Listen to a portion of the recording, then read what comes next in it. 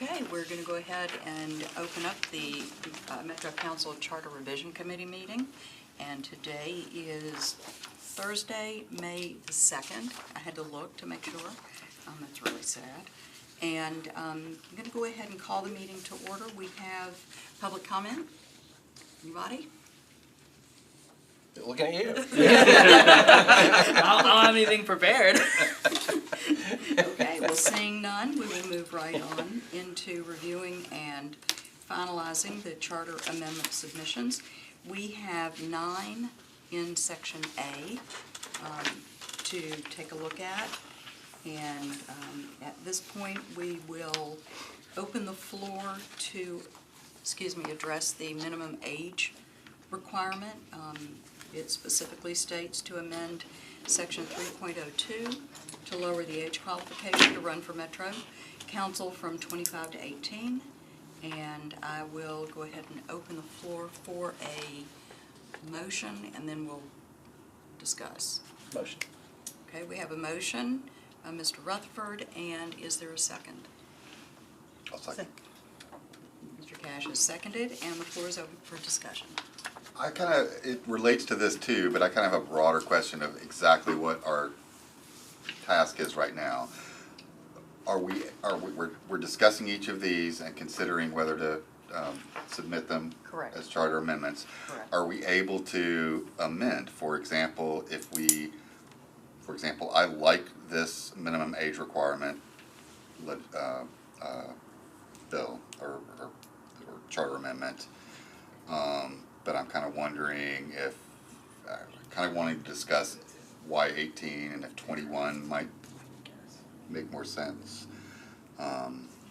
So my overall questions are, can we amend what's on here and just verifying that, like, after we discuss this, we're going to have a vote. We will have a and vote, right. It's either going to be yes or no, and then we'll be done with it.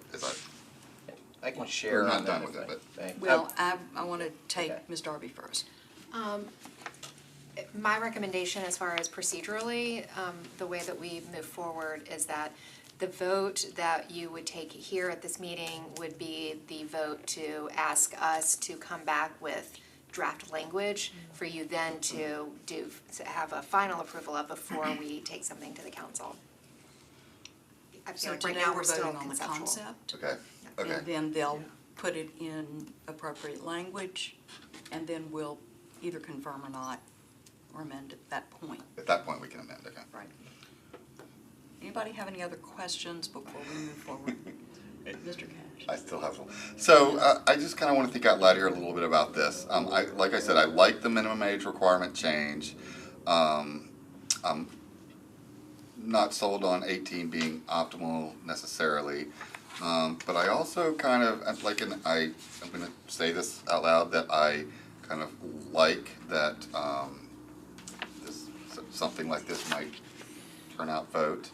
However, I don't want to do something just for the sake of voter turnout or ask for a charter amendment just for the sake of voter turnout. But I guess what I'm wanting to know here is, like, if those of us who want it to be successful, I guess I want to ask the sponsor, where, like, are there groups in Nashville out there that are going to either come out in support of this and promote it, or on the other hand,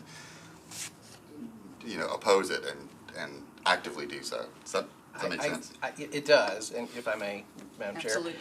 I think there are several folks who would be in support of it. We see them when they come for public hearings before council. Many of them have spoken to us within the age group that I'm trying to reach here with this. This got on my radar personally through the National League of Cities. I went to the conference in Atlanta in November, and I met a council member from Indiana there who was 23 years old, and he was near the end of his first term on his council of a 4-year term, so he was very young when he got elected. So from that experience, I started doing a little research, And the research that the council staff has provided as well shows that there are quite a few cities around the country and in Tennessee that have the 18-year age. Some have 21. The state house, I compare it to other levels of government. The state house is 21. So ours is currently higher standard than to serve in the state house now. And if we go to 21, we're only equaling that. And so my thought process is that local government is the form of government that's the closest to the people. There's not a government any closer to them than local government. And so I think that anyone who is otherwise eligible to vote in said election should also be eligible to serve in that level of government. I'm not questioning what the age is at the state or the federal level, but at the local level, I think it should be everyone. I think that if we go forward with this and if it happens, I don't think council is going to suddenly be inundated with 18-year-olds. I just don't see that happening. But the idea that someone within that age group, 18 to 24, because now you have to be 25, could pursue that, could run for office, would be really an invaluable experience, I think, to the individual who does it. And then it could very well be that, that someone in that age group actually wins. When you and I came on board council in the last term, we had I think a 26-year-old that was elected with us. And so we can look from that experience and what qualifies her at 26 but not at 24 or 21 or 18. Yeah. So I'm strongly supportive of the 18 age. Now, not to mention that there are those that see that too as, I don't mean to run on and on, but there are those that see that as like, somebody that age should, well, why aren't they in college? Why aren't they doing these other things? And it's like, well, you can do both, and you can do two things at once. And so many of us on this council now do two things at once. So that's possible as well. I don't think we should use their status and what typically someone would be doing at that age against them necessarily to say, you can't do this now, you have to wait until you're older. So that's where I come from. One more question, then we go to Mr. Pripty. Okay. I have two, but I'll ask one. Part of what I was originally asking you was, I'll try to simplify it. Do you expect that there will be some degree of organization around promoting this? I would think so, but I have nothing that has told me that necessarily, but I also haven't sought that information out. Yeah. Anything else? Yes. So, last meeting I asked about 18 on election day versus 18 on when you're sworn into office. But now I'm looking at this and it says age qualification to run for Metro Council, so I'm kind of wondering if it means that on the qualifying deadline day. It's the date that you assume office. It is The date that you would need would to have be to of be that that. age. So you could pull papers if it was 18, you could pull papers at 17 if you were going to be 18 as of the date you would be taking office. Which I think it's that way now with the 25 age, right? It's just, so that wouldn't be any different. You'd just be changing the number. And we would have to assume that it would be the August date and not a runoff date in September. Okay. Mr. Pripty. I was just gonna say, as far as procedure goes, my understanding is that if we get language that we approve for this amendment and pass it on to the full council floor, that anybody on council could then propose an amendment to that resolution to then, so if we say 18 here, that is subject to change on the council floor to 21 or whatever requisite age one of our colleagues would deem appropriate. My general view on this is that political process should be open, and if the voters of a district want to elect an 18 or 19 or 85-year-old, that they should be allowed to do that. My hesitation here is, we still have a general election between now and the next municipal election, and that we are at least substantially possible to have a restructured council between now and then as well, that and this applies to several of the items on here, that if we're looking at changes to the council structure and transition times and meeting rhythms and qualifications to serve on the council, it may make sense to do that in a unified way with a series of proposals on the 2026 ballot. And I'll tell you, frankly, the other consideration that I am bringing to this is that I'm expecting that we'll be putting a transit referendum on the ballot, and that my view is that that's a top priority for me. I certainly can't speak for anyone else, but I would like to not have things on this ballot that would detract from or deflect the chance of passing the transit referendum. So my general inclination is to keep charter amendments off of the 2024 ballot, with an exception of a genuine malfunction in the metro government that wouldn't be solved, that could become timely before the next election. And because this qualification issue won't come up until the 2027 election, I think it may be more timely to have on the 2026 ballot. And so that is my general approach to these, although I guess we'll have to see how the rest of them go, but that's sort of my global comment about most of these. Hold that thought just a All right. second. Do you have something to say before I didn't have anything. toss it back? Mr. Rutherford? I have put some thought into that since our last meeting, and we had that discussion around that criteria that you had mentioned. And my general thinking on this is, and that's sort of not the end of the world either way, but if this were to come to pass in 26 as opposed to now, it's passing it very close to what would be the election of 27. And it may take some time away from what would be the normal thought process and planning of someone who wants to run for council the following August.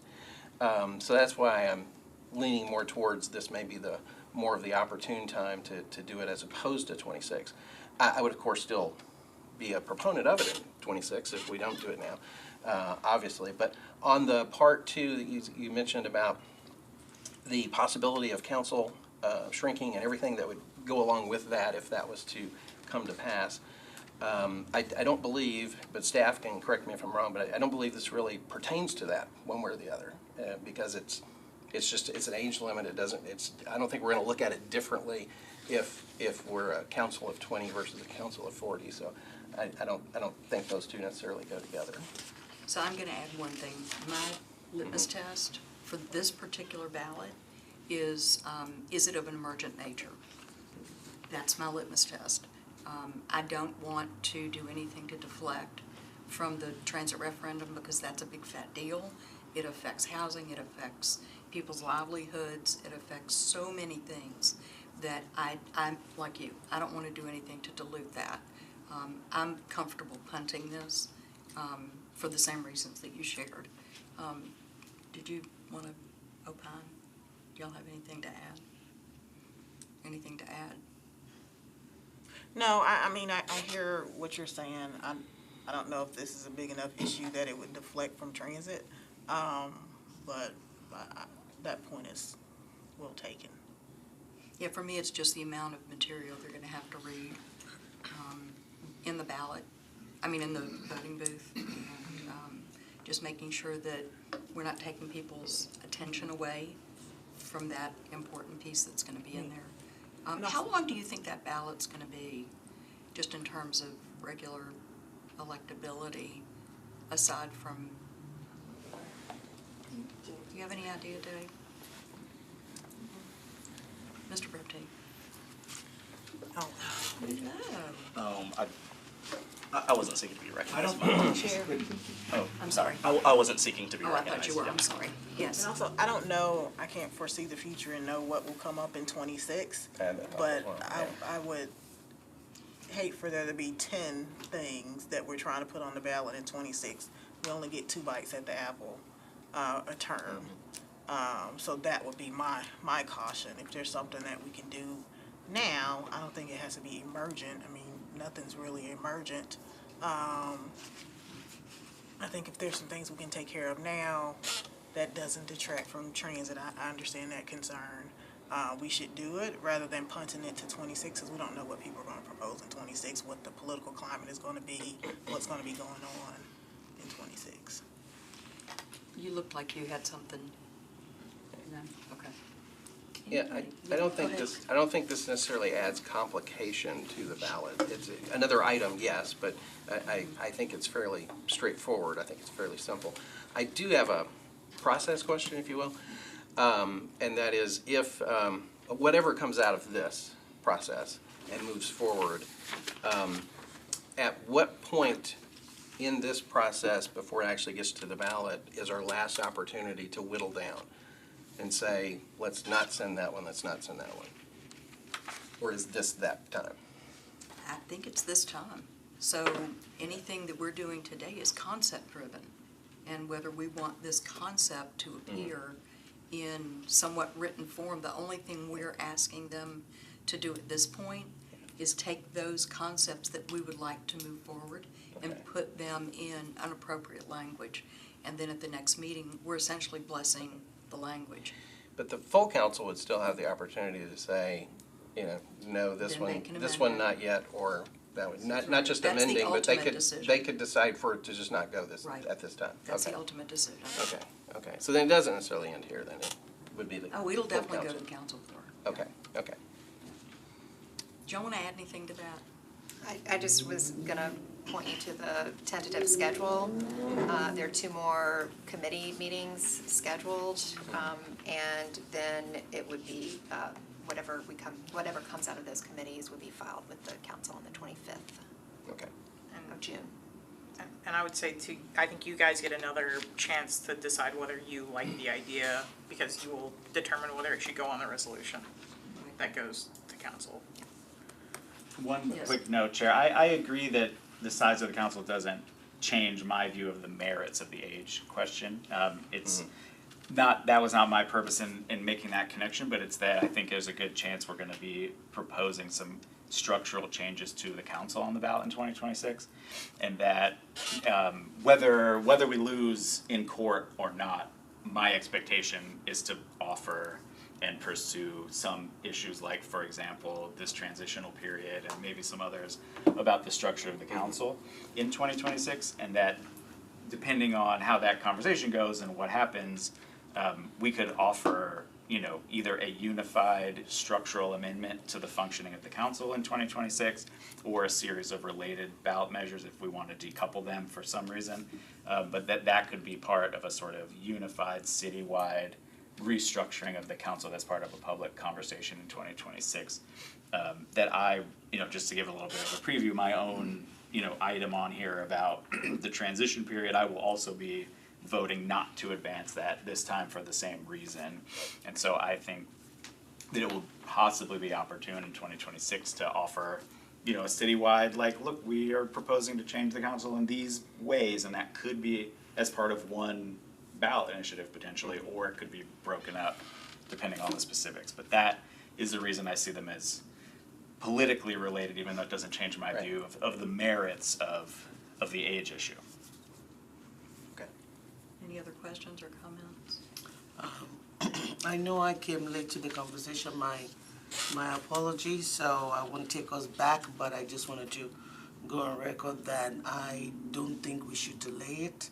I don't see how it's gonna impact the structure like you said, and I think if anything, if we do approve it now, then by the time the new structure comes into place, you have the new age people voting for it as well. I'm going to be, let's go ahead and put it up and see what the entire council says, but as a committee, not to limit it would be my recommendation, to still put it forward, because there's a lot of merits about having young people and having different diversity of experiences and opinions on the council, so. Any other questions or comments? Seeing none, we will take a vote. All in favor of moving this forward and asking legal to provide us wording that would be included in the resolution to the council? Aye. Parliamentary inquiry. I'm sorry. Just parliamentary inquiry. So the motion on the floor is just for us to get language and then having a subsequent meeting to then consider whether or not to send the language to the full council floor. That's That is correct. the vote at this time. That's correct. That's it. Okay. That's correct. Okay, let's take that vote one more time, please. All in favor? Aye. All opposed? Nay. Okay, motion passes. All right, let's move on to number 2. Number 2 is to Somebody over there clarify. looks really happy, I just want to point that out. To clarify the legislative veto process under section 5.04. Due to unclear language, we're simply returning a bill unsigned prior to the subsequent council meeting could be construed as a veto, though it has never historically been interpreted as such. And I'm going to go ahead and let Ms. Darby address this one. I just, since the last meeting, have had a short period of time to consult with the legal department about some language, and we are kind of working on the strange language in the last sentence of the section and trying to figure out which parts to delete and which parts to parse into other parts of the section. So if you move forward with this, we'll have something drafted for the next meeting, I believe. So we can approve it in concept and then get the language back from y'all, just as we've done with the last one. So I need a motion on the floor so we can have a conversation. So moved. Second. Moved and seconded. Let's open the floor for conversation. Council Lady Swara. I guess my take on this is that, and I'm going with where it says never historically interpreted, which means that the impact of it is minimal, or at least historically. So I don't see the urgency. I appreciate the need for the clarification, but this is going to be one of those where if we have too many things and we need one to pull back, I would not have any problem pulling it back because the impact is, according to this, not a big impact procedurally. So that would be my take. Mr. Prepty. I guess so I understand that we have unclear language as to what the effect of it is. Would we be seeking to clarify language to essentially grant the mayor a pocket veto, or clarify the language that him not signing it does not act as a veto? There's some language in there that, I'm assuming that's directed at me. Go ahead. There's some language You lead. in there in the last sentence of the paragraph that talks about being approved or disapproved, like all legislation is effective unless it's been approved or disapproved and returned to the council before the next meeting or within 10 days before the subsequent next regular meeting. It's just a little confusing, and there's some parts that conflict with other sentences potentially in that section. So it truly is a clarification to kind of simplify it so that if it's approved, it meets one of these 2 or 3 definitions, and if it's disapproved, it's very clear what a disapproved bill is by the mayor that would come back to the council that could then be overturned by a 2/3 vote. Mr. Cap. I mean, I agree that some of the language is a little bit clunky, but I don't know that it's defectively unclear, and I also think there's nothing about it that couldn't be solved by the mayor actually vetoing the relevant piece of legislation. And so for that reason, I don't favor moving this forward. I think if the mayor wants to veto something, he or she can veto it. And I don't see the language as being unclear to the point you don't know what it means. It's clunky, but it's not, in my view, defective. Any other questions or comments, Mr. Prepty? Has this issue ever been litigated, to the best of our knowledge? No. Okay. Not that I'm aware of. I mean, we can do research, but not that I'm aware of. Any other questions or comments? Seeing none, we'll take the vote. All in favor of moving this on, please say aye. Aye. Aye. And all opposed? And the motion fails. We will not be moving that one forward. Moving on to number 3. We're going to clarify the director's ability of finance to delegate a divisional director in the director's absence. And do you have an explanation? This is another one that I've reached out to the legal department. We've started to work on a draft for this. It's fairly straightforward and simple. There's some decisions that would have to be made by as to who would be which divisional director would have that authority to act in the absence or vacancy of the director of finance.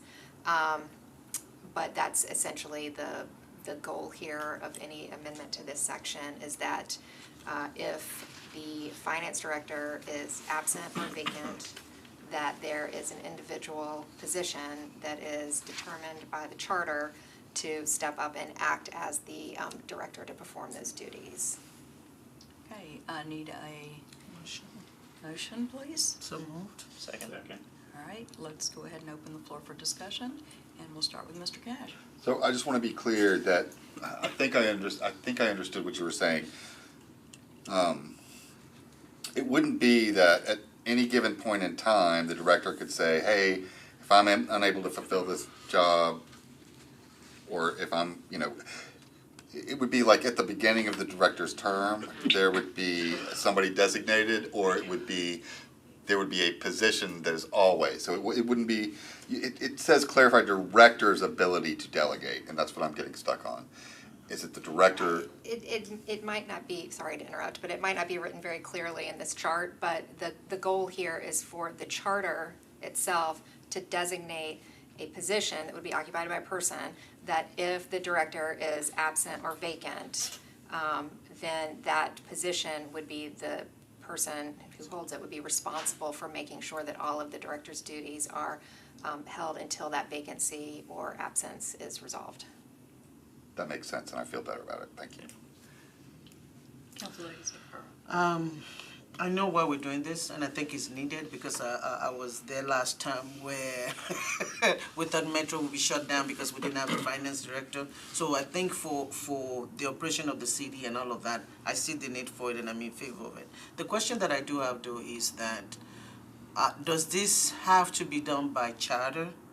And the reason why I said that is, you know how you have a chair and a vice chair, a director, a deputy director, a mayor, a vice mayor, that always automatically assume the role of the other if the other is not there? Is that not the same in this case, or does this absolutely have to be by charter? Second, I think there's a question in there that says, what is the administration take on this amendment? I think it's in our notes. Did we get anything from there on that? Well, I'm working with the legal department on the language. I've reached out to the finance director to see if there's any specific divisional director that makes sense to kind of step into that role for that limited time period. So by way of explanation, the charter for the legal department has a chartered position for director and a chartered position for deputy director.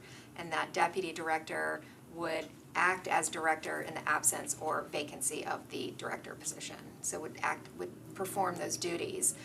They don't become the director. That person is an acting director. They stay deputy director. So the question as to whether absent the charter provision, it could occur, that's kind of what happened last term, where we, were kind of scrambling a little bit to figure out, while an interim director was being sought out and appointed, we had, the business of the government to contend with. And there's a provision in the charter that does say that the director or his divisional directors, perform all of these duties. But there was this question about who, if an emergency came up or something like that doesn't quite fit in there, who would perform that role. So I think that there was a workaround that we came up with when there was a vacancy in the position, but it still was kind of unclear as to who was running the department. So each one of these divisional directors would undertake a specific, task, like, preparing or doing a purchasing requisition or something. But they would, there was no one kind of elevated to take on that role. Since then, they have created some deputy directors in the department, but those deputy directors are not chartered to act in that way, in that capacity. So to answer your second question, Mr. Rosenberg is here from the administration, and And if I may, Chair, before Mr. Rosenberg answered, I guess what I'm trying to get with Ms. Darby as a follow-up is that if the charter did say that divisional deputies can act on behalf of the finance director, can the director not do his organizational chart to predetermine that this is the org chart when I'm not here, this director is the next in line to follow that? We need to make the change, but I'm trying to see if we can do it without charter amendment, if we already have a pathway to that. I mean, if the director is absent, so say the director wants to go on a month-long vacation or something, or has a medical, issue, that's gonna be out of the office, I think that before they leave, they could designate someone to do those roles, to do that role for them. So the absence issue is probably not as important, it's the vacancy issue. If there is no director, because by virtue of vacancy, like they've resigned, then I think that we have there's a little bit of a disconnect between the role of the person who is administering and overseeing the entire department versus the divisional director undertaking, one or two of the duties of the director during that time. Mr. Rosenberg. Thank you. I can't speak to any of the legal stuff, but the administration would support a change if it's necessary. And as an option, I'd suggest that there are 5 chartered finance positions besides the finance director. And an option might be to write it so that the mayor can appoint one of those 5 as a deputy or as a stand-in in the absence of director based on whatever the urgent things happening at that moment in time are. However you all decide to Thank you proceed. for that. And did you have a question? No, not at the moment. Okay, Mr. Bertini. A concern that I have with the way this line of succession would essentially operate is whether or not we are having an acting director for an extended period of time that has sort of gone without council oversight.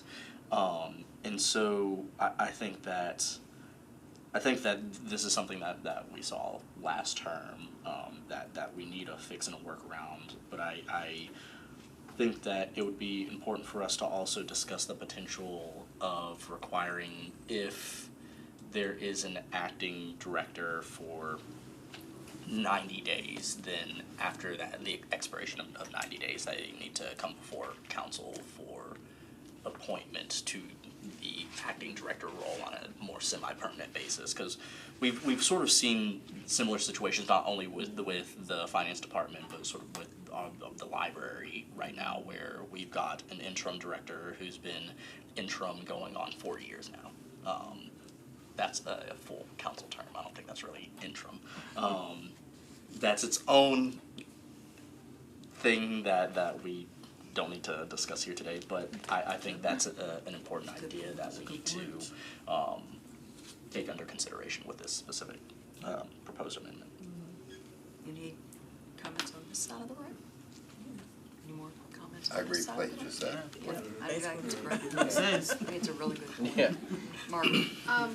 One of the other things that we could do is, as far as the charter amendment goes, is to make it kind of like the Department of Law, where there is a deputy director that is a chartered position, as opposed to saying that one of these other divisional directors would take over or act during the course of a vacancy. And the deputy director of law is, chosen by the director, or appointed by the director, but that appointment is approved by the mayor. So it kind of go to the point you were just making, Dave, about, the mayor choosing that person. So, I don't know, there's another option. Can I ask you a question? Are there other, sorry. That's okay, go ahead. Are there other departments that have this structural specific problem? Or is it only the finance department? I don't know the answer to your question. I mean, it came up recently because of the issue with the finance department. The finance director and the director of law are 2 appointments that are made directly by the mayor. And so those positions are a little bit different than something like the director of, libraries or another department where they may be chosen by a board, or they may just be appointed by the mayor, or hired by the mayor, I guess. I think at earlier stages of this conversation, we were considering whether there might be a statutory fix to this problem. And I think what's emerging is that since these are chartered positions, there really isn't one. So I think if we're gonna do this, it'd be at least worth,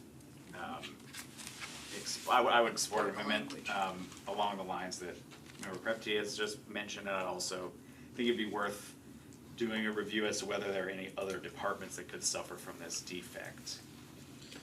And this one, generally, to me, this is the one on the list that I support moving forward because I think it answers an actual operational malfunction in the metro government. And if we're gonna advance it, I'd rather do it in a comprehensive way that takes into account the downside that Member Prepty has just mentioned that I think is very significant, and might as well clean up other departments too if those exist. I'm not right now aware of any, but if we could request a review of that question, maybe worth adding in a couple if we need to. Yeah, and potentially incorporating that into language. Yep. I have to agree, you made a great point, and I support moving it forward as well. Yep. Any other questions, comments, or we'll move on to the vote? Seeing none, all in favor? Aye. And do me a favor, raise your hand from now on so I can. Point of inquiry, if we are moving this forward as is, then maybe I should offer an amendment before we They're gonna work on vote. We're moving the For concept them ahead, to- and then we'll Great. amend next Okay. meeting. That works as well. Okay, so it was unanimous. Yes, So, I'll vote. yeah. Okay, let's move on to number 4. This one is to aid in recruiting qualified candidates to the fire department, amending section 8.306 to provide appointees shall be a citizen of the United States or be a permanent legal resident of the United States. So I need a motion, please. So moved. And a second, seeing a motion and a second, we will open the floor for discussion. Did you want to address that? Or Mark, do you want to address that? Yeah, so we don't have, at the last meeting, Councilman Cash asked the question, who is being left out? And I was viewing the meeting from another site, and I thought, that's a good question, and that I probably ought to come and try to clear some of this up a little bit. So there's in place now for the police department, they've got some state language, state law that allows them to hire on the permanent resident language, where we don't. And like I said, we don't have a lot of this, just a few each recruit application process. An example, in the most recently, we had to reject an applicant who was from Austria. She's a Air Force. She's in the Air Force Reserves, and she's also a firefighter for the city of Mount Juliet. But she wanted to come to Nashville, and we had to deny the application just based on the language in the charter under our hiring process of citizenship. And so permanent language, we could have at least give her opportunity. And these opportunities that we see that would, if this language could be moved forward and passed, it would help our diversity hiring a lot too, because a lot of these no's are, the diversity population that we would probably say yes to, that we can't now. Okay, floor is open for discussion. Anybody? Did we move it? Yeah, it's already been done. Yes, thank you. I remember the Army one, especially for people that have served in the military before. And so I'm in favor of this, and just for the sake of the viewers and who doesn't know, a permanent residence has basically the same right as a citizen, except for voting. And so almost everything that the citizens can do, somebody with permanent residency can do.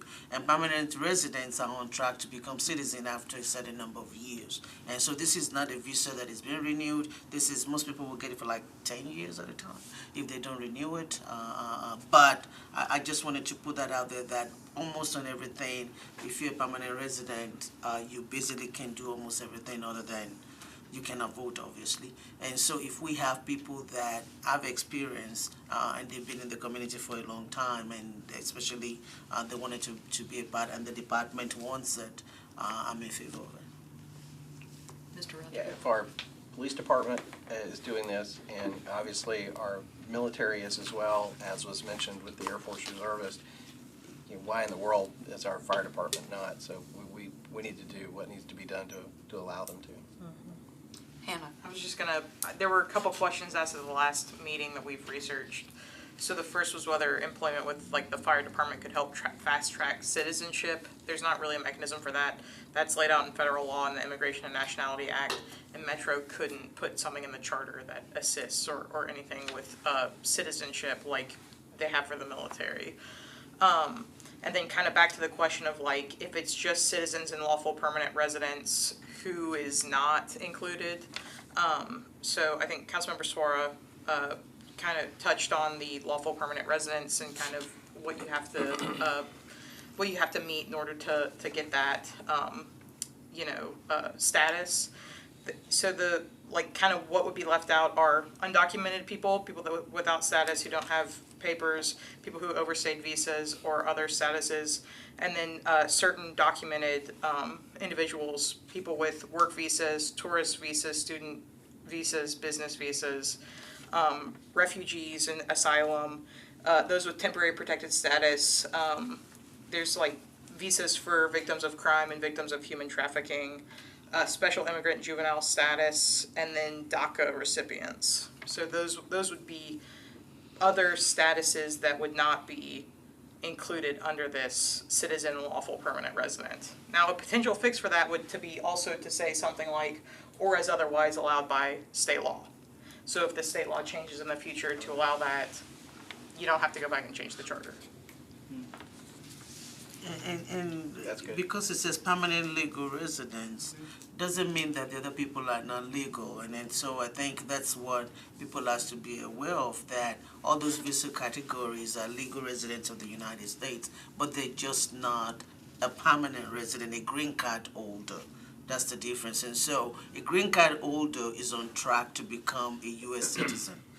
Once you get your green card, you can just follow the track after a number of years, sworn in and become a U.S. citizen. Whereas when you're a visa holder, there's still some things you've got to do. You can leave, you may not renew. And so just to clarify that. And so I just wanted to, as an immigrant, put that. Mr. Pate? So as a point of clarification, if we receive language that includes a phrase along the lines of, or as allowed by state and federal law. My understanding is that under current state law, that those who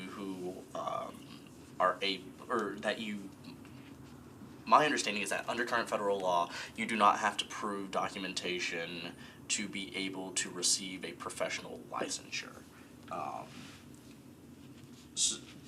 So I guess I'd just be curious how that specific state provision would interplay with this charter provision as well. Could you repeat that? Yes. So if I'm not mistaken, there is a provision within state law that permits folks to receive professional permits, so like a nursing permit, bar licensure, without requiring proving their immigration status. And so I'd just be curious how that would interplay with that specific proposed language, but Maybe, I don't know, I haven't looked at it from that perspective. Yeah, we've not really, so, I'm not sure what limitations there are in current state law about someone being a firefighter and what kind of status they would have to have. I mean, potentially, and we have not researched this, so I'm gonna say it, and I hope I don't, regret like just blurting it out, but I kind of do wonder if you delete out the citizenship requirement, if maybe that's, you know, a little bit easier, because then you've taken away the barrier if there's no other barrier in state law. I mean, the state law I think would still apply if there is one, but we've not researched that question. So is the state law would supersede anything that we provide.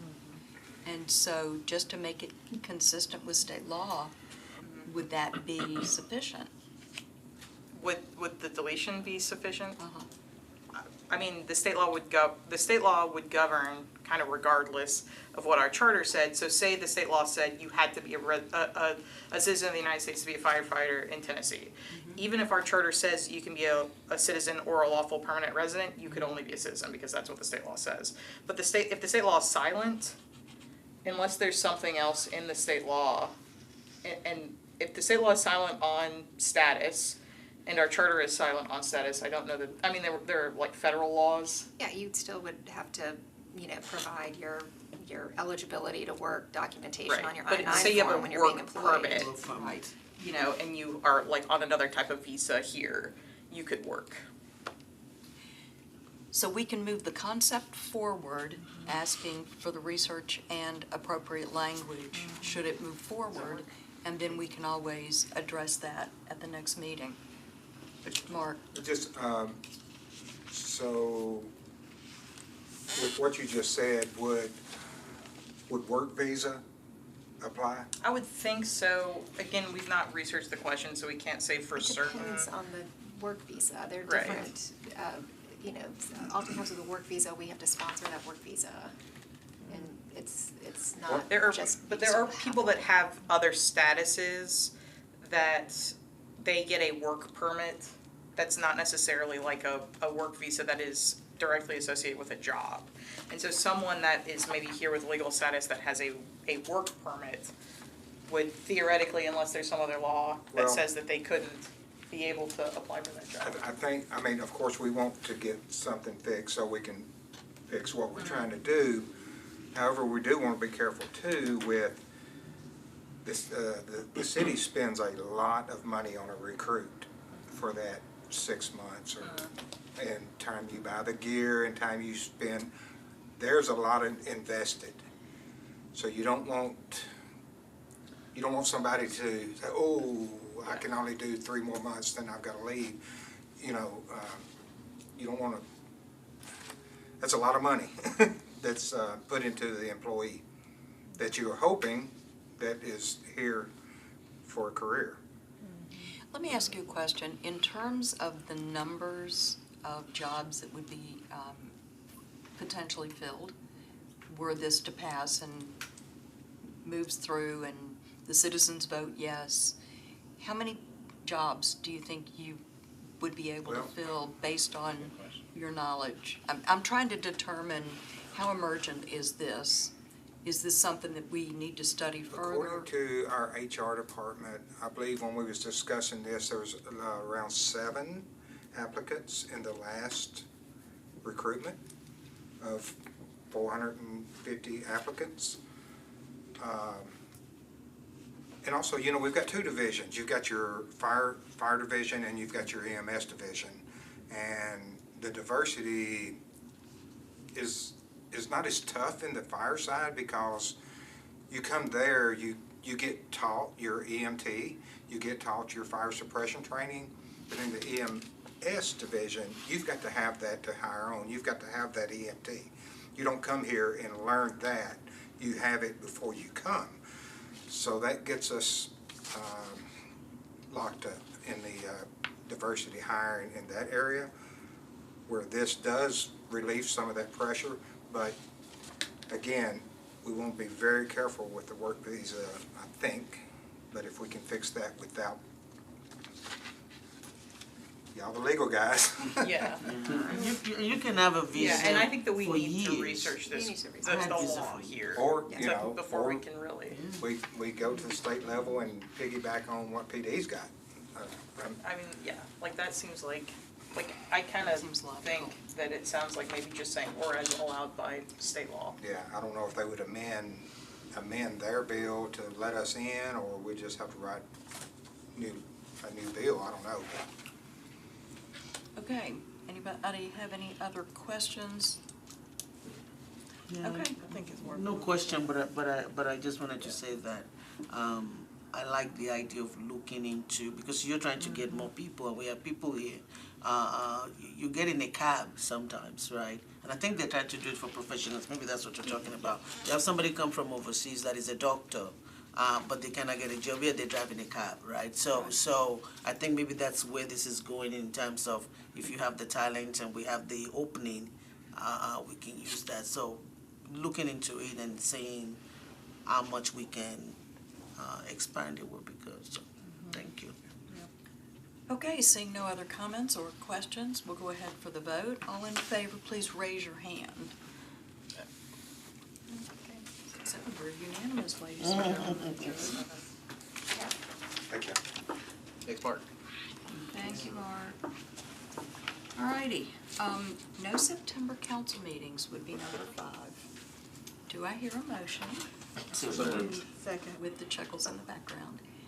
So we have a motion and a second. Floor is open for discussion and giggles. So, Lady Tillers. the last meeting when we discussed this one, I know, Chair, you mentioned a concern about, if it says no meetings in September, but there's something comes up and we need to meet, like we will be kind of hamstrung. And so I think a suggestion would be to allow the vice mayor to call a special session if that's necessary, like the governor does for the legislature, vice mayor and or the mayor. So I don't think it has to be an absolute. The council shall be in recess during the month of September, notwithstanding this language, the vice mayor and or mayor may call a special session.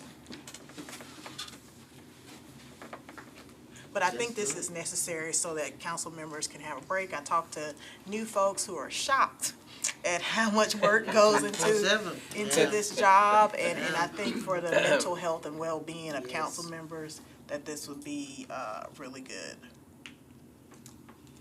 Agreed. Mr. I'm Cash. gonna disagree. I think I get that it kind of gives us a break from a couple of meetings. I think our constituents are not gonna say, oh, September, I can't reach out to him. And like last meeting, our discussion of this mainly centered around what was going on in election years and and the difficulty of like waiting for runoffs to be completed. And like, I get that, but I just don't think it's good form to just, I think we should, if that's a problem, if that election year issue is a problem, we should fix it, but we shouldn't just cancel September meetings every year. Council ladies. I beg to differ. I think Councilmember Tom said something about the mental health of council people. When you look at other levels of government, they do have time off. The people in DC are not there 12 months. The people at the state are not there 12 months. And we all know that this job is not part-time. It requires you to do something all the time. So I think if it's a question of just letting our constituents know that this is what we'll be doing and people have that expectation, I think it will be fine. I would rather have a functioning council member than one that is just not there mentally. So I think we should. And if that rolls into an election year, but it would be a standard instead of trying to figure out, oh, this year they're on because it's election year. Oh, next year is not election year, they will be off. I think we should just do it consistently would be my recommendation.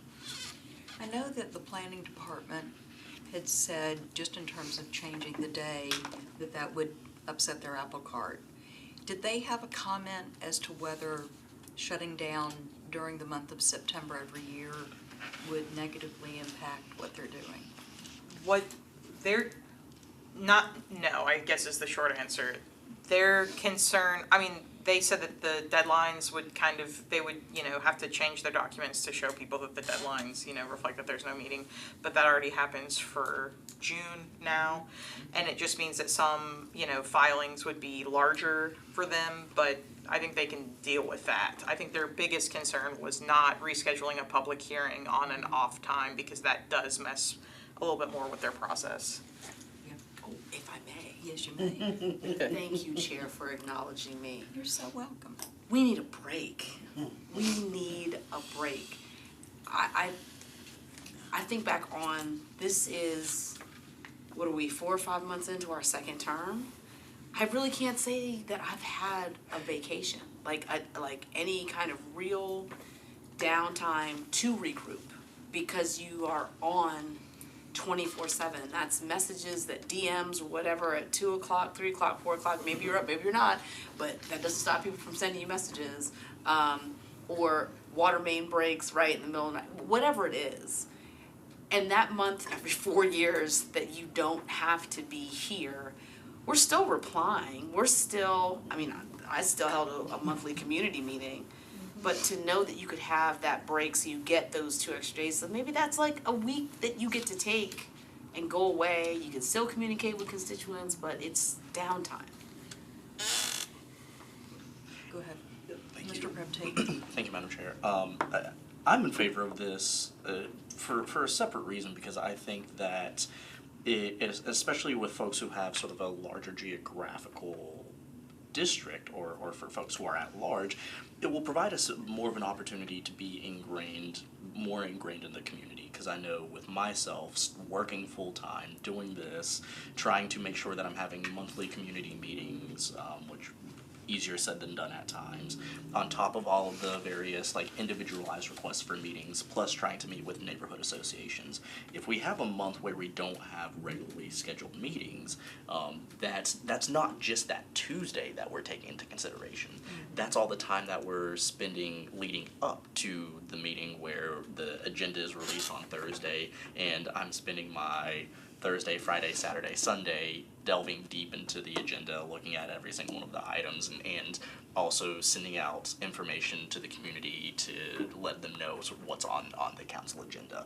So I think it's going to give us an opportunity to sort of take a breather from the policy part of council and really be ingrained in the community part of council. So that's one of the reasons why I'm significantly for this. Mr. Tapp. So I'm the one who brought up the transitional issue as relates to this September thing in an earlier meeting. I'm glad I did, because I think that transition question is important, but I also asked at the last meeting that these be broken into 2 separate line items, because I think we shouldn't lose track of one as a result of the other. Nonetheless, I think the way to get this achieved, and by the way, I agree in substance with many of the reasons that have been offered for why the council could recess, except for a special called meeting in September. But I think the way that I would suggest going about achieving it would be as part of a restructuring of the transition, which there may be state law wrinkles to that or state constitutional difficulties there. I'm not quite ready to say that that's an insurmountable problem, but I do not think that that's going to be ready to go forward and be on the ballot this year. I think that we are going to have to do a little bit more legwork and maybe some creative thinking about a transition. And I think that no September meetings is a natural corollary to a restructured transition. And so as much as I support this in substance, I don't support putting it on the ballot in November, but I very much will support driving a process to clarify a transitional period and include a September meeting schedule, a September break as part of that. And I think it's opportune to put that on the ballot in 2026. I think we are very likely to be having a structural conversation about the council at that time. And I think that I will support moving it forward as part of a transitional clarification amendment at that time. I'm just gonna add quickly, and then once I see hands up, I'll go back. For me, I'm very much about process. I'm very much about wanting all the facts, and wanting to have a concise answer. And I do a lot of research when I'm making a decision. And I'm not at the point with any of this transition, with not having the September meetings at this point, knowing that we have essentially a year and a half to really formulate good policy that we could then present to the voters. I would rather err on the side of caution and do it right the first time instead of go back and go, why did we do it this way? So I would just like to give it some more study before we move it forward. Anybody else? Mr. Rutherford? Yeah, I agree basically with everything that's been said on this, but Councilmember Cap sort of brought it home with what I was thinking in terms of how this impacts the possibility moving forward of a smaller council if it goes in that direction, and whether or not we need to sort of hold off to see what that's going to look like, because that potential smaller council, the whole workload, work structure is going to be different if we have to go down that road. And then this might need to be readdressed yet again if we make some significant change now, based on what that may look like. So as much as I am in favor of it in concept, I'm hesitant about moving forward at this point in time. Any other question? Council Lady Toombs? So I'm not seeing the connection between just not having meetings in September and the transition stuff. I actually don't understand the transition stuff, because in an election year, we're already not in session in September. We meet the first Tuesday in October as a new council term. So that part I don't get. To me, this is simple. Just going back to original comments about council members just needing a mental break, because it's a lot. And it could be for the reasons that Councilmember Prepteet said, that will give me the opportunity to do all the other stuff that I need to do as a council member, be more involved in my community stuff. It could be for someone else where they take a complete break, like don't call me in September. Whatever that looks like for individual council members, it gives you the opportunity. It will give you the opportunity to have that mental break, which I think is very necessary, because there are some council members, particularly new ones, who are completely overwhelmed right now, which is the norm, unfortunately. It's the norm. But are completely overwhelmed and need to be constantly cheered on so they can hang in there. And so I think that this will be helpful in the now. For those council members, and I don't think it hurts anything. I know, having the one meeting in January kind of threw things off for planning, but overall, it doesn't seem like they would have any issue other than changing their calendar of how they do things, and they put that calendar out far in advance, and that will put the public on notice that this is the calendar moving forward, with the omission of the council meeting in September. So I personally think it's necessary. Mental health is very important. Self-care is very important. You need to pay attention to that so that you're able to do this work. So that's why I am in support of moving it forward now. Any other questions or comments? Seeing none, we'll move forward with the vote. All in favor, please raise your hand. 3 in favor, all opposed? 4, motion fails. All right, let's move on to number 6. And that is our transition, cleaning up the timeline for when the mayor and council transition after the election. Do I hear a motion? Second. And a second, and we will open the floor for questions, comment, and deliberation. Mr. Prepteet. Thank you. I know last meeting we had pretty robust discussion about the various statutory and constitutional provisions as to when terms are to start. Have we got any clarification as to the permissibility of setting a specific start date for the mayoral for the mayor, considering that 9 times out of 10 it goes to a runoff? And I just was writing a note to myself I need to look and see whether it's statutory or constitutional, that provides that the person, the elected official will assume office once elected and qualified. And the phrase "and qualified" means sworn in. So the mayor oftentimes chooses when to be sworn in. This past term, there was the official swearing in, and then there was the inauguration, which was something different, which was the ceremonial swearing in.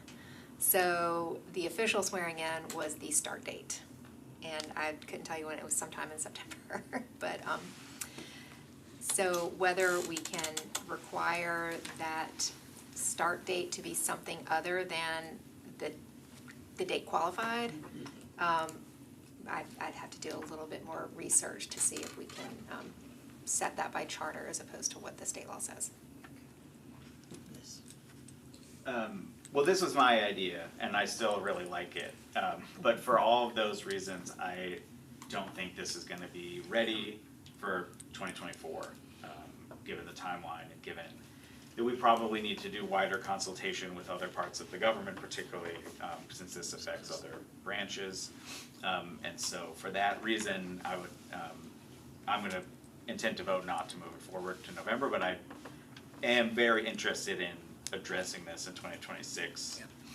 Because I think it's a genuine problem. There are, looks like, some state constitutional barriers to what to me would be the cleanest way of doing it, but I don't know that there's no way to do it, and so I just think we need to do a bit more legwork to elucidate those and build some, support for them. Councilor Suara. Yes, ma'am.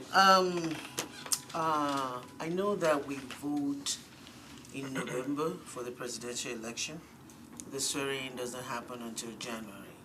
And when you look at, and I guess I see this one up close this time, because I was there for the first time, I'm doing my second term, you could see the breakdown in the transition between the old administration and the new one. It's almost as if the new one came in running without having access to, it was just a chaos. And I think we don't need to run government like that.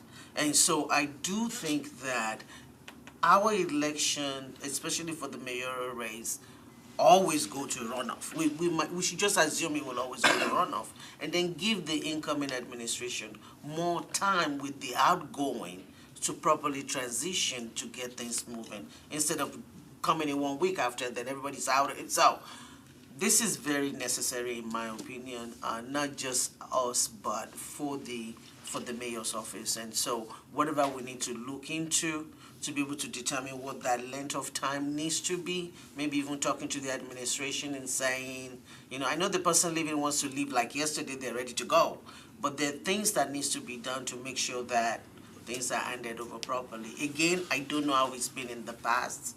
This is my first time being in the middle of it, or at least close enough to it, and I felt like incoming administration need more time before they officially take over. So I'm okay with looking at it and studying and looking at what does that look like for what that, but there needs to be a transition period. There needs to be a better transition period. Mr. Cash. Help me remember, and I kind of wish Councilmember Rosenberg was here to help me answer this. It occurs to me that instant runoff voting would certainly help with this, but the state passed law that we cannot, instant runoff voting is not in our near future, correct? It's not a thing. What now? No, it's not a It's thing. not a thing. It's been preempted. It's preempted. Yeah. It's preempted. Ranked choice voting is preempted. Ranked choice, yeah. Yeah. Thanks. He mentioned Mr. Rosenberg is not here, but does anyone know the administration's take on this? I'm fully supportive, but where do they stand? Do we know? I'm sure they I did not ask, but I would be willing to bet? Because they just went through it, so, yeah. I asked, and I certainly don't wanna speak for them, but I think they're interested and don't think it's ready for 2020. I think don't they're see a working sense on. of I think they're working on a urgency. couple ideas that they feel like they need some time on, and pointed out, I think prudently, that there won't be a regular mayoral transition between now and 2026. Okay. Right. That So makes sense. there's, that's kind of a lot of what leads to my thinking about, council-related amendments on the ballot in 2026. Not to be repetitive, but I think that this will probably be timely for 2026. I I agree just with don't see a that. sense of We get urgency. September off anyway. I agree with that. Then we can leave the mail till later, so hey. But I'm all for Oh, it. Lord, Yeah. okay. Any other questions, comments? Otherwise, we'll move to the vote. All in favor, please raise your hand. All opposed? Of like minds.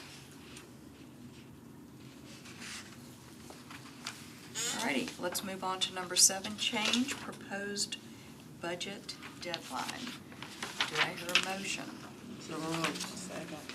And is there a second? Second. And we will open the floor for discussion. Ms. Lady Samara? I could swear that we discussed this the last time, and my understanding was that it was attempted several years ago to move it back, and then they moved it back because it wasn't working, so I thought it was dead. No, we did not vote We did at not the last kill meeting. it. Okay, let's We do did not it vote at now. the last meeting. And I do know the finance department opposes this because of everything that they Yeah. would have to do to make this work. I think the main thing was that the revenue projections don't come in Don't until come in. April. Right, Mhm. exactly, So- exactly. Any questions, comments, or we'll just move right on through? Okay, all in favor, please raise your hand. Okay, all opposed, please raise your hand. All right, it fails. And let me move on to 2 more folks. Let us go to council pension eligibility, to allow council members to participate in the Metro pension system and allow them to accrue credited service. That would be number 8. And do I hear a motion? So moved. Second. Is there a second? Seeing one, let's go ahead and open the floor for discussion, questions, comment. Did you want to add anything? Okay. Ms. This- Toombs? Yeah. This one was, something, an idea that I had. I think that not knowing what the makeup of the council is gonna be, because we have a pending lawsuit, and I think that actually would be, like, how much this cost and what the criteria would be, definitely would be impacted by the outcome of that case. And so I would feel comfortable holding off on this one. Any other questions, comments, Mr. Nash? And we Cash. couldn't, and we, this like, couldn't go into effect this term, could it? Wouldn't it be a benefit, and would That it was kind of my be question. considered a, That's a good question, I can't remember. I what don't charter know, section the it's charter section refers to compensation being reduced or increased during the term of the official, so does this fall under the definition of compensation? Maybe, I haven't asked that question, but. Needs more in the study. pension system, is there a, like, isn't there a match typically? No. It's not a Not in 401k. Metro's pension system, Yeah, let me no. rephrase Yeah, but that. I mean, You like, pay I was and in then the, you Yeah, no. maybe get your money. I was in the Tennessee Consolidated Retirement System, or still am, and I thought, and I feel like for the, for a while, later in service, it becomes a how many years kind of thing, but early on, you've got an account with money in it. I really felt like teachers had to put 5% in and it was matched. I don't know exactly how TCRS is set up, but it's a different system and they may have an employee match. Lots of places do have employee matches. Metro does not any longer. Metro used to, many years ago, have an employee match and it has since been changed. There's also, I don't recall if I mentioned this at the last meeting, the study and formulating committee. Yes. Okay, so I don't. But there were several not So here. every 5 years, I believe, study and formulating committee is convened by the mayor, required to be convened by the mayor by charter. And that will come up at some point again during this term, I wanna say in the next 3 years, I believe. And so it could be that this would be something that committee should, look into, if it's something that is considered before going to Mr. Rudd. charter. I know it was brought up at the last meeting about the mayor's retirement and it being, different than the regular Metro retirement. And so I guess my question would be, if council was going to have something as well, wouldn't it be something along those lines, something different or separate from what the standard pension is? It could be. It depends on what goes into the charter. TBD. Anybody else have any questions or comments? Seeing none, we will go ahead with the vote. All in favor, please raise your hand. All opposed, please raise your hand. Okay, motion fails. And we will go now to our last one, which is the police charter amendment. Then charter Article 8, Chapter 2, to allow the council to set police department policies. Is there a motion? So moved. Second. Is there a second? Yes. Open the floor for question, comment, deliberation. Mr. Cash. Would this give council a power, and I don't know exactly how I want to ask this. Would this mean the council would be incumbent upon the council to set police department policies, or does it give them a power in addition to the police department itself? Does that make sense? Let me just ask a question that may tap into that. It's my understanding from Metro Legal that we don't have the authority to do this by charter. Am I right? Do I remember correctly? Like charter? Yeah, we don't have the authority. We don't have the legal authority to do this. To change the charter? To change. That is what I have from my notes. So, currently, I think that this is an interpretation of the charter. I don't know that this is Okay. Yeah. based on other law. But I did Metro hear that, Legal's, did I not? correct, Metro Okay. Legal's interpretation of this charter section is that the council does not have the authority to set like individual police policies. So, the way that it's, so that authority is given to the chief of police. The language is, do you have it? 2 or 3? I think that it might be. Yeah, he shall, I think that this is he or she, shall make regulations with the approval of the mayor and in conformity with applicable ordinances concerning the operations of the department, the conduct of the officers and employees thereof, their uniforms, arms, and other equipment for their training. I think that the proposal would be not to give council the sole authority to do that, because council doesn't wanna, deal with uniforms or arms or anything like that. But to give that, additional authority to the council to set certain policies. Like if there's something that like, oh, we are happy with 95% of this, but there's that one or two things. And I'll that would say, be good, right? just to talk kind of specifics, I believe that this came about because a council member wanted there to be changes to, like, I wanna say it was like chokehold and that type of use of force. The George Floyd stuff. And I think what ended up happening was the Metro Legal said that council didn't have that authority. The council member worked with the chief of police, and I believe that the changes were implemented. Councilor Swan.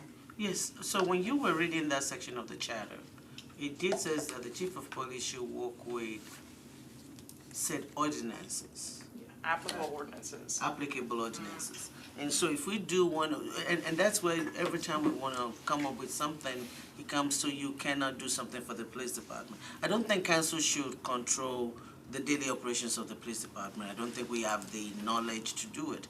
But I do think there are policies that we do bring and proposals that we do bring every time now and then that the police department does not have.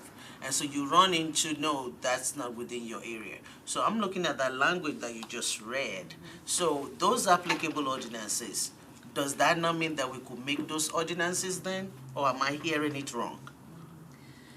Well, it does say applicable ordinances, and does that mean? I think that it has been interpreted to mean general, like ordinances of general application, as opposed to an ordinance telling the chief of police, you shall, and, you know, have a policy that says your officers shall wear, you know, red instead of blue, or whatever. And if you don't mind, Madam Chair, the reason why I ask all this question is because if we have a way now to take everything through charter, because sometimes the interpretation could just be an overreach or overkill, then we don't need to do that. If there is provision for the council to make ordinances that is not dealing with uniform and all of that, then we could work with the police department to work on those ordinances that the police department can follow. I just know that oftentimes when we're coming up with stuff, we're like, no, that's not your area, stay in your lane. And I know, I'm using fuses as an example, as one that you and I talk about, as a policy that other people are doing. We don't have one here already. We need to talk to the police department. We abandon it after some time. We'll pick it up later. But the point I'm trying to make is that sometimes we do have practices and policies from other places for things that are happening now that we don't have here. And I think we should be able to pass those ordinances based on that language without having to change the charter. So let me take Ms. Darby first, and then I'll take you, Mr. Prepty. I just wanted to point out, so I think there's room for the council to make ordinances that ask for policies to be created. So like under LPR, that legislation, for instance, there's a section in there that says they shall create policies to accomplish, you know, these types of things. But we're not, not we, but the council is not going forward and saying your policy shall include, you know, here's what the policy looks like. It's saying make the policy to do and accomplish these goals. So I think that's kind of where the distinction lies. Mr. Prepty. I'm just gonna say, I think that reasonable legal minds can differ on this. I mean, this is part of the reason why we got 9 justices on the Supreme Court. And so, and I'm trying to find the specific language so that I can look at it. Do we know, what is the specific charter provision that? It's 8.203. Okay, 8.2. What's second like sentence? middle- yeah, Third kinda middle of sentence. the paragraph. Because I mean, I would be of the opinion that the specific language of applicable ordinances would provide council with the authority to be able to, in conjunction with the mayor's office and with the chief of police, to set forth by ordinance specific policies as it relates to areas of public interest and of public policy. And so I agree with the intent of this amendment, but I'm just not sure if it's necessary based off of the way that I am looking at this specific phrase of applicable ordinances, because that's not something that's been legally defined, and the courts haven't taken this up, so I think it's up for us to interpret. Let me ask another question. Given the wording of that particular charter amendment, would it be appropriate, possible, to file an ordinance laying out the methodology, the process, in which you would have to collaborate with the police chief and with the mayor's office and the council in order to facilitate policies that accomplish specific goals? So we could go and say, we would like these goals to be accomplished, and we would then, based on what's in the charter, would we have the permission, for lack of a better word, to file an ordinance that would say, this is how you do it? I mean, I think that kind of goes to what I was saying earlier, if I'm following you, where the council can, ordain that certain goals be met and policies be created to meet those goals. It kind of. Do we need an ordinance to do that? Yeah, ordained an ordinance to do that. I think that, There's that. there's kind of the, we start getting into the distinction between the branches of government and, creating the laws and executing the laws. And so, we all the time create ordinances that say, hey, board or commission or department, create policies to do X, Y, and Z, and then they go forward and do that sort of thing. So I think this kind of falls in line with that. I think To there are just enough- say, I don't think that an ordinance could be used to like clarify this language, if that makes sense, if that's your question. No. Okay. No, I'm thinking process. I'm thinking, do we have enough authority vested in us through that to be able to make these things happen? Council Lady Suarez? Yes, ma'am. I think, and again, not being the lawyer and hearing this language for the first time today, I think we've been over analyzing and applying it in the past. I think we've limited what the council could do based on that. But the way that I hear it is that I think we can through ordinances. Now, I'm not subscribing to council just bringing stuff and saying police chief go do that. I don't think that's how you do things.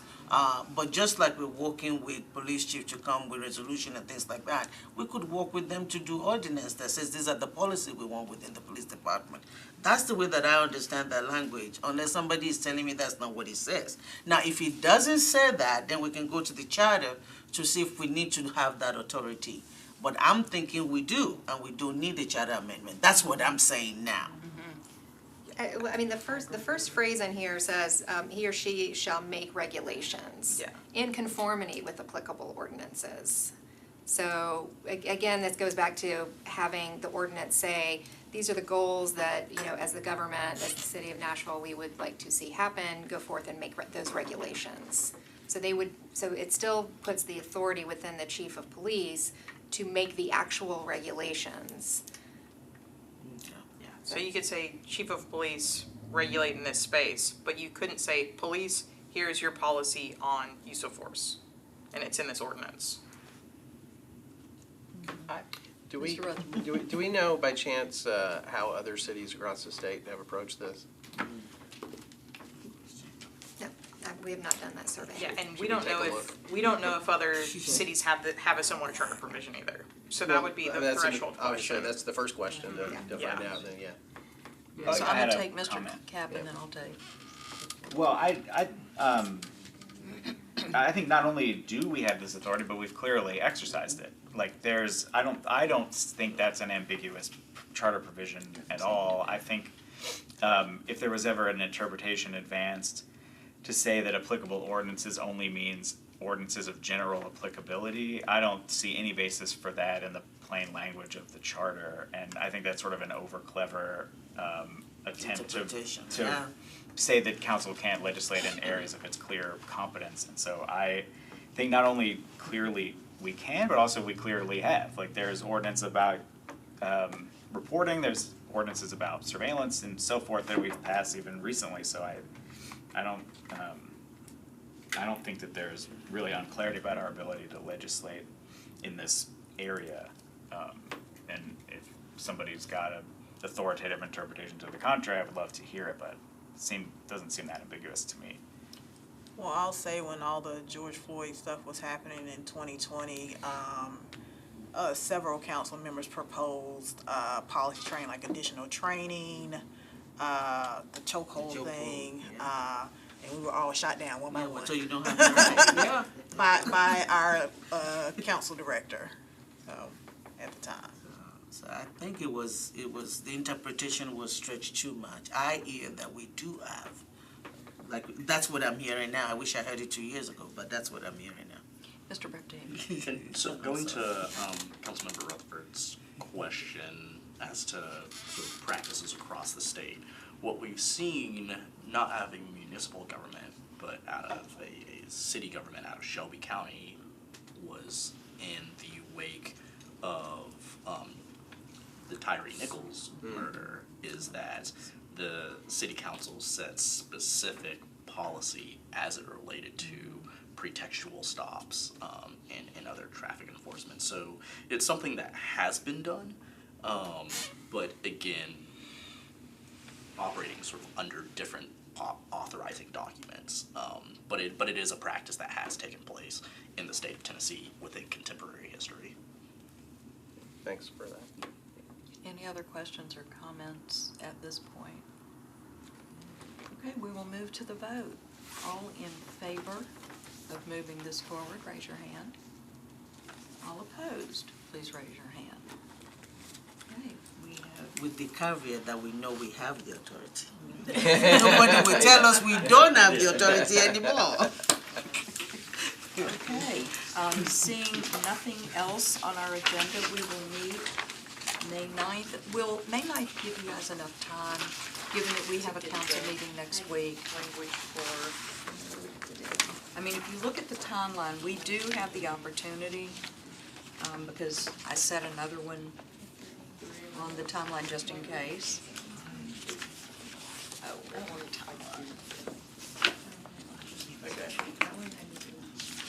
I have it on June 13th. Can that be? So we can definitely have one. The easiest one is the 25 to 18. Well, we can have that in 15 minutes. But, no, the other two, we'll just have to see. The Do you think finance we'll have it by the director, provision, I mean, I've got some proposed language going, but that needs more, work with, I think that we wanna ask the mayor's office, and there's some questions that came up today. And then also talk to finance, and then, the fire department personnel, I think we had another question on that we need to keep researching. So we could always go to the 16th if the committee wanted, or we, Are we at budget hearings then? that's my question, I don't know what the schedule They is. start on the 14th. 14th? They start on That's the not 14th. Your Because we your next pushed it to day- the 13th. Your next June day is the 13th. 13th, Right. which there are no budget committees that day. Should probably stick to Y'all that. okay sticking with the 13th? June or Do May? you prefer June 13th? Oh, June. No, June 13th. June Oh, 13th. there's nothing between May 9th and Okay, June sorry. 13th. So we're gonna do this based on your timeframe. I Forget mean, who's accomplished. we The can week see of what the we can council. come up with before the 9th, and, I mean. And we if can not, make- then we can always we go can to make- 13th. Yeah, we I can think make let's efforts do to that. get one. Okay, well then we'll meet I think one stretch. here next Thursday I will to just review what you've done. That's on the schedule, next Thursday. Last part, we were talking about the second meeting after this one, is that correct? Were we just talking about one meeting or?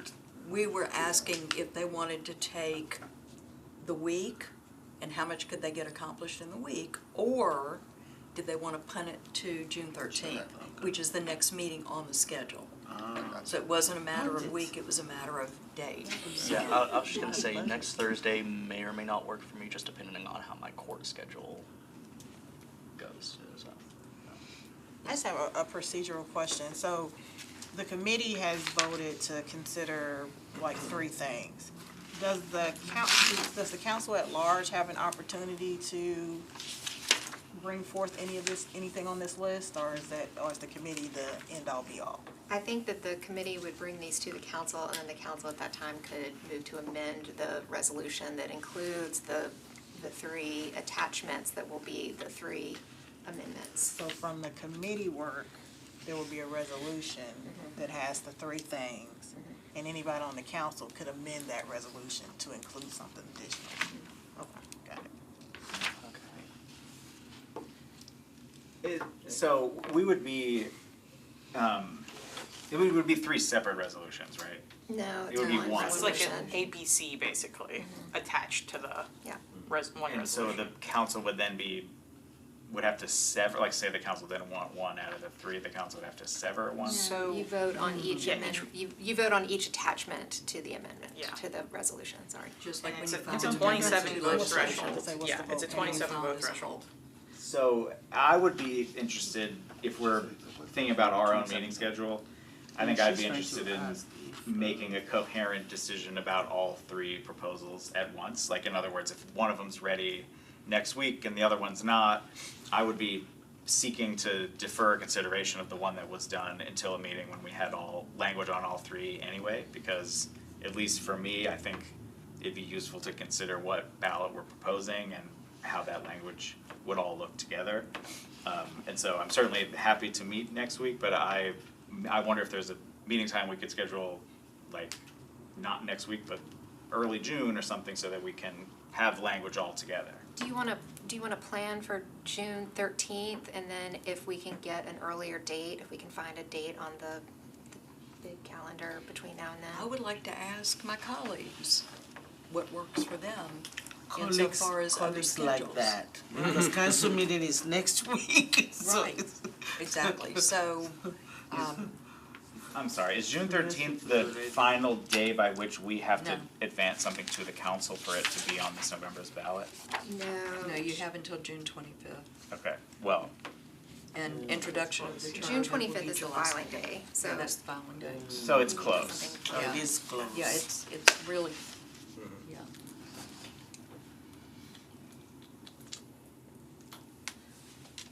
I, Contact. For amendments to the resolution, do you also need 27 votes, or is it just a regular amendment? Amendments to the resolution require 27 votes. Also need And 27. each Each amendment that you're proposing, each charter amendment that you On the are ballot. proposing will be treated like an amendment, but the vote threshold will be 27. Okay. oh, Councilmember Toombs, I made not a, is what you're saying is we have three things we're proposing. But on the floor, let's say I wanna bring back the September one, for example, that would be an amendment, and I can do that on the floor. Okay, And it would also require 27 votes. 27 votes, yeah, okay. On the floor, or something would have to be submitted ahead of time? Well, it's submitted ahead of time. Like any other amendment to a resolution. To change the concept of the amendment, one of the three amendments. That, or if somebody had a fourth item that they wanted as a ballot measure, they would bring that as an amendment to the resolution. Do those amendments go to committee? We're in the committee right now. So if something's proposed later, it doesn't come back to us, it just goes to the floor? Does it, do we? Well, that's a don't good think question. that we I think we'd have to go schedule back and double check. Yeah, I don't know. Could be. It will also go to Charter Revision Commission, Yeah. yeah, after it's filed. And they can kick it out for language. It could potentially be a part of a motion to amend, right? What do you mean? Like, Like a full like if we're motion. moving to introduce a fourth item, part of the, like, we Oh, we you do could- that in, you we do could, that in like, council, like, oh, we wanna re-refer to the Charter Revision Commission, yeah, committee. Committee, yeah. Yeah. Would you have to then take a look at your deadlines, Yeah, fair enough. which becomes an issue? I'm overthinking it, sorry. We create a I think, well, yeah, I don't think we'll need all of that, because we've already looked at everything and talked about it. I don't think there'll be any need to re-refer back to this committee, especially if it's something on this list. If it's a brand new item, which I don't think anyone can bring a brand new item, then that would need the committee, so. But anyway, all right, Okay, so, decision, how much time do you need? We can endeavor to get something before you by next Thursday. Okay, We'll let's at do least that. have 1/3. Let's stick with our plan. I like that. Okay, sorry. We are adjourned. We're ready to go. thank you. I was